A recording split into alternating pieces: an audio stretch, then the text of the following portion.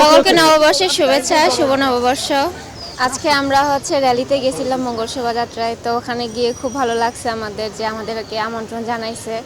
তো এটা আমাদের কাছে অনেক সম্মানের ব্যাপার যে সংস্কৃতি মন্ত্রণালয়কে প্রথমে ধন্যবাদ দিব, তারা আমাদেরকে আমন্ত্রণ জানাইছে। তারপরে আমরা গেছি, অনেক আনন্দ করছি। তারপরে এখন বাবু স্যার আসছে আমাদের সাথে দেখা করতে, মিষ্টি খাওয়াচ্ছে উনি নিজ হাতে।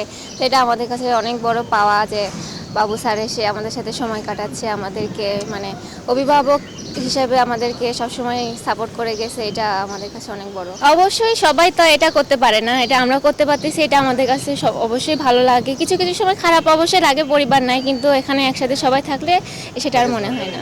আগে বাসায় থাকতে র্যালিতে যাইতাম প্রত্যেকবারই, এখানে আসার পরে যাওয়া হয় নাই। তো অনেক বছর পরে ঢাকাতে র্যালিতে গেছি, এটা খুব মনে পড়ছে যে বাসায় থাকলে যাইতাম, এখন অনেকদিন পরে গেছি, তো এটা খুব ভালো লাগছে। কালচার মেনটেন করতে মন চাই, কিন্তু মাঝে মধ্যে হয়ে ওঠে না, কারণ আমরা প্র্যাকটিসের মধ্যে থাকি। আজকে আমাদের রেস্ট ডে ছিল দেখে আমরা যেতে পারছি, নাহলে প্র্যাকটিস থাকলে আমরা যেতে পারতাম না। তো এটাই আর কি।